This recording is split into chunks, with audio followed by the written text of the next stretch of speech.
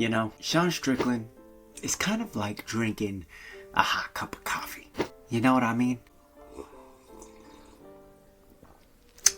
Now at first, it's hot, kind of burns your tongue, right? It doesn't taste all that great. Then you kind of get used to it. Then you maybe take another sip. Then you start to feel that caffeine. You get energized by it.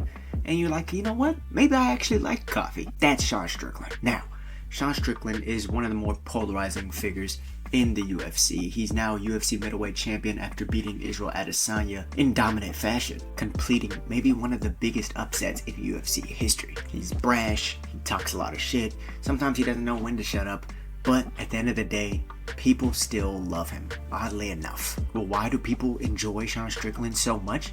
That's what we're going to get into today after seeing his interview or podcast on this past weekend with Theo. He opened up a lot. He talked about his childhood trauma. He gave us a little insight into why he is the way he is and why he acts the way he acts. And I think it just made him ever more relatable, and people are only going to love him more after watching that episode. When I talk about like, oh, I'd kill a man, it's like you don't understand. You're like, when you go through that level of trauma, like you just view the world differently, you know? So it's like, I have a hole in my gum because I'd have so much anxiety as a kid and I would just scratch my gum. And you know, you're in pre-elementary school. You don't know why you're doing it. Yeah. Yeah. Fucking A. I mean, I remember like suicide, you know, like you don't even know what suicide is when you're a kid. When you're really talking about suicide, like being a little kid, like laying in bed, like just like, man, I'm done with this shit. You know, like there can't be a God. No, it makes me sad. Yeah, it's fucked up, dude. No, it just makes me sad that a kid has to feel that way, you know? If you don't know what I'm talking about, go to This Past Weekend by Theo.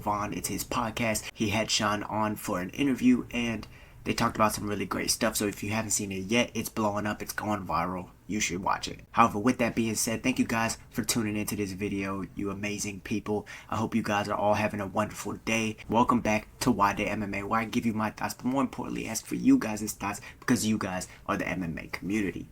With that being said, if you'd like to support the content, go ahead and give this video a thumbs up because apparently it helps, and leave your thoughts down below as well. And be sure to subscribe. If you do choose to subscribe, then go ahead and hit that bell icon as well to be notified when more videos similar to this one pop up in the future. With that being said, let's get into this video.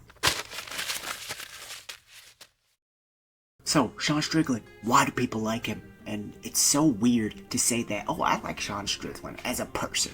But as many things as there are that are a little off-putting or maybe are a little bad about Sean Strickland, there's also things that, weirdly enough, we find kind of comfy and warm about his unusual personality. As we know, Sean is a very controversial MMA personality, but what makes him so controversial? Is it maybe the fact that he's a reformed racist? He's a self-proclaimed pseudo-white supremacist. He talks about this on the Theo podcast and talks further about how he thought he was racist but realized he was just an angry little child. Is it because he's seemingly misogynistic, always telling women to get back in the kitchen, or talking about Nina's titties any chance he gets, or any of the crazy shit he says about women? Or is it the fact that maybe some of us find him annoying in that he starts every sentence with, here's the thing, guys. Here's the thing about the Chinaman, you guys. Or that he just doesn't know when to shut up sometimes.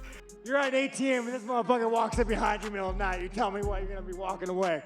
But nah, he's a tough dude, you know. All of these things can lead us to maybe dislike Sean Strickland or find him a little bit off-putting or weird at first, right? But then there's some things about him, the more you watch and the more you drink, so to speak, that finds his personality a little bit, comforting. What are some of these things? Well, maybe it's the fact that he is brutally honest, right? He's always telling the truth from his perspective. And when you're not feeling completely awkward by a lot of his brutal honesty, he can actually come off as quite funny. He's also good at fighting, and it only helps that he talks while doing it, even though maybe he doesn't finish all of his opponents, or really any of his opponents.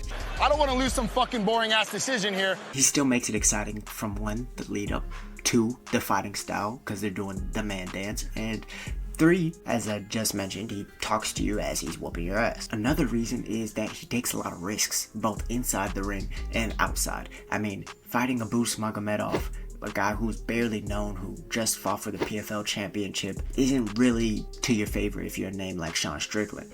Fighting Nwadei MMA at 205 on short notice after not really training and being fat and out of shape doesn't really go in your favor. But the fact that he takes these risks and sometimes they pay off, you kind of gotta like that and respect that. Or maybe it's just the fact that he fights for the blue-collar workers, the middle class of America, and that he doesn't conform to the superstar mentality, the fact that you have to wear all these chains or that you have to wear a fancy suit.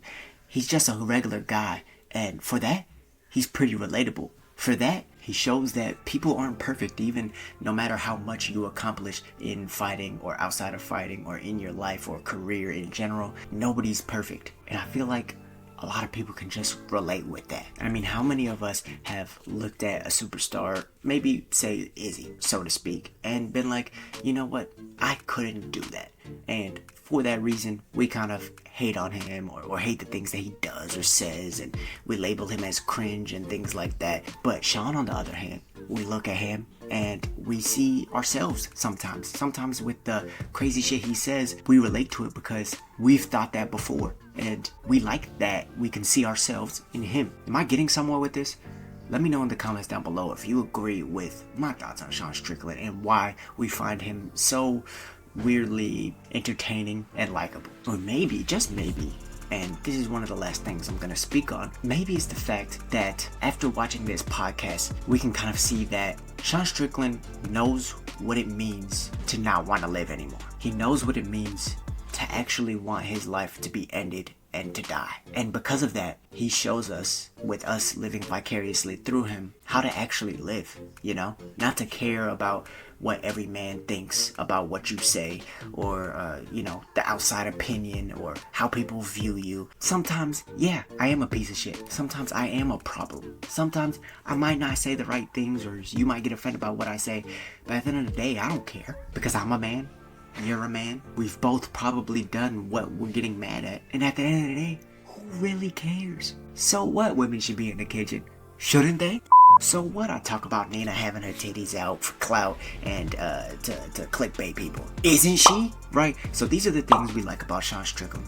This is what makes him weirdly likable, even given the controversial things that he's said in the past or done in the past. And it only makes it better that he relates and associates with his fan base that feels the same way or who has gone through the same things that he has in his childhood. He stands up for people who maybe don't want to have a voice, and he's that voice for them. He's just your average guy who likes to fight, who's had his past childhood traumas, who got a little bit of clout, and now he's open about it. What do you think about Sean Strickland? Let me know in the comments down below. Don't forget to give this video a thumbs up, and you're more than welcome to subscribe. And if you do so, hit that bell icon to be notified when more videos like this one pop up in the future. With that being said though, y'all stay safe, stay blessed, and I'll see you guys in the next.